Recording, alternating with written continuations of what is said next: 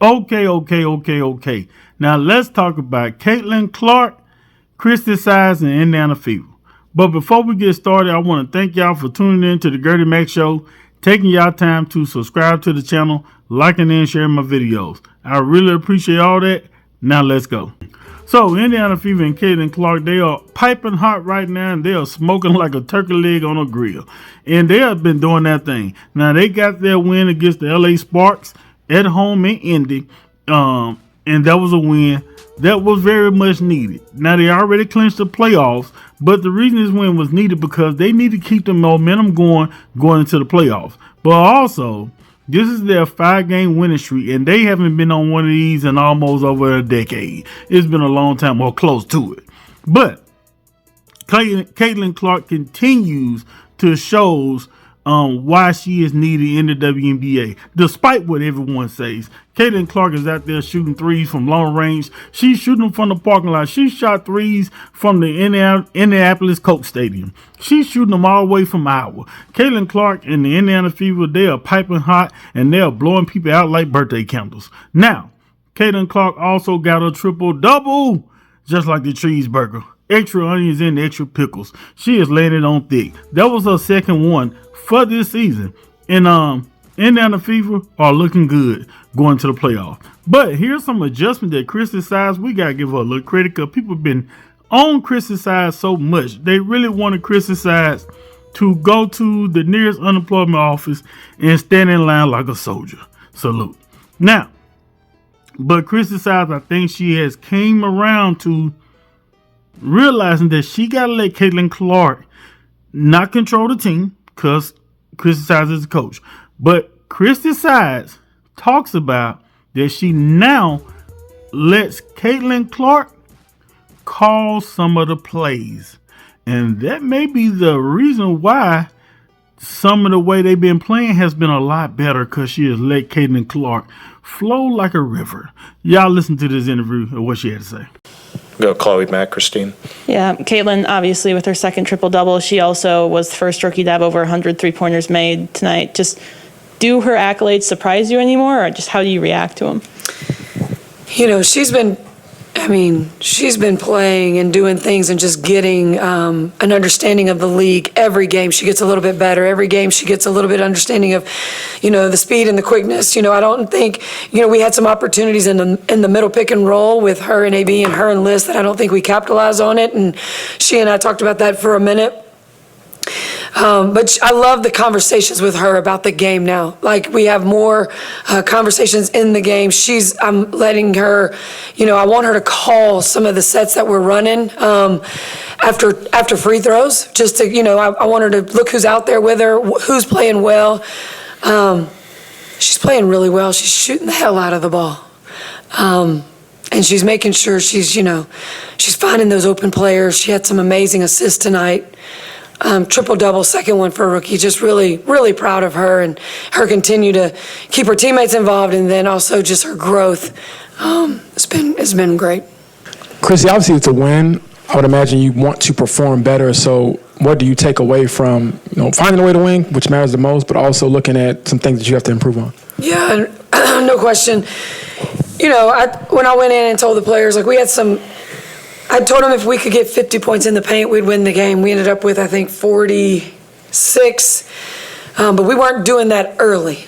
We were playing almost 5 out, and we just weren't getting the ball in the paint, which is what frees up our outside.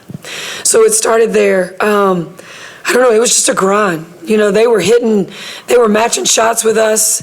I didn't feel that we were as sharp defensively as we've been. I didn't hear us talking as much as we've been doing. I think there's just been a lot of emotions today as well that might have played into, just trying to get going for this game tonight. The playoff clinch, just, they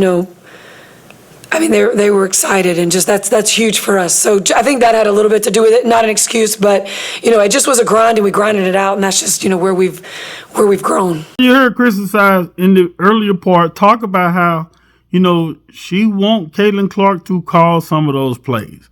And a lot of fans had been really saying this, like, let Caitlin Clark run the floor.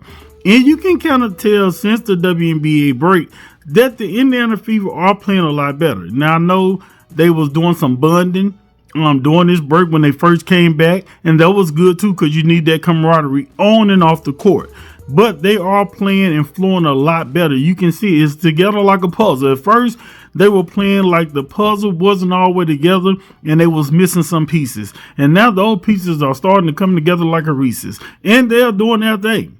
I mean, it's really good out there. They're blazing and glazing like a Krispy Kreme donuts when the lights is on.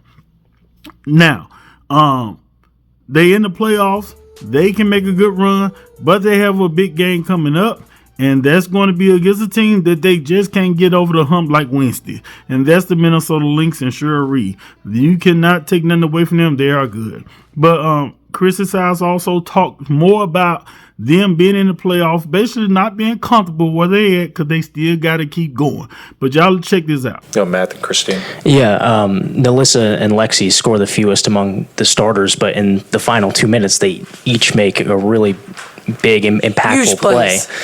So I guess just how fulfilling is that for you to see that, and also how that reflects in this 7-1 stretch? Yeah. That's what I told Liz just when we were in the locker room. She had a huge block. She came over on the help side and just literally, got vertical and had a huge block. And then Lexi Hull with that rebound and then holding on to it and then going to the line after they fouled her and, make those free throws. Those are just big plays. I mean, that's just them just grinding it out, but, not stop playing. Like sometimes we would stop playing in certain instances and that didn't happen tonight. Go Christine, then Scott. Christie, there's an ebb and flow to a season, right? And you're not going to have a team always be on top of their game. Caitlin said that pregame, and it seemed like, I guess I'm curious, do you feel that kind of was maybe this game for you guys? And then part two would be going back to the beginning after the Olympic break with the Phoenix game. That was set a tone, right? That you guys set the tone that has led to this. Yeah. So was it important to grind out this victory to set the tone for these next 5 that are coming at home? Yeah, for sure. We're not trying to, we're not done yet. And I think that's kind of the we don't want people, our goal is to make the playoffs. And we've done that, and we have 6 games now remaining. And we've got to make sure that we are, we don't have anything to prove. I had someone tell me today, we don't have anything to prove. We just have to improve. I appreciate that advice. I thought that was really important because it's, we don't have to prove ourselves anymore. We just have to make sure we keep doing what we've been doing and finding ways to get that 1% better. I'm sorry, what was the first part of that question? That sometimes there is ebbs and flows. Yeah. I mean, I think just the emotions of today. Had we been in a situation where this game was going to make the playoffs for us, I don't think it'd have been the same game. I think it'd have been a different level of intensity. So I definitely think, but for me, them, staying together, grinding it out, getting this win, just shows so much growth and maturity. Go Scott, then we'll go back on the right to Brad. You started the season talking about closing games. This is one where you close that. I'm also curious post-game. Now that wins are, expected, no longer kind of celebrated, how has that felt differently? Was that? I said, whoa, we can't expect anything. 5 wins in a row is huge. I think 2015 was the last time the Fever has done that. But we can't go there. We can't start thinking that way. Every game has to be the most important game, the next game, showing up, doing what we have to do to make sure that we put ourselves in a position to compete and get, and give ourselves a chance to win. 5 wins in a row is pretty awesome. And I'm not, it makes me smile, and I'm really happy for our players. Playoffs for the first time, but we can't stop now. We've got to keep growing. We have a lot of growing that we can keep doing, and we just want to make some noise once we start the playoffs. So the Indiana Fever, like I say, they have a good chance here to really make history.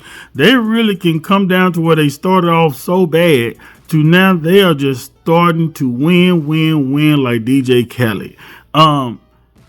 If they get deeper into the playoff and get past Minnesota Lynx, Hey, we're going to be talking about possibly a WNBA finals first for Caitlin Clark and Indiana Fever. This is going to be something else. And that right there is going to be a packed out game if they get to the finals. But y'all get in the comments. Tell me what y'all think. Don't forget to subscribe to the channel, like and share my video. Also hit that notification bell so you can be notified when I drop another video. And also follow my social media at GradyMac15. Holla.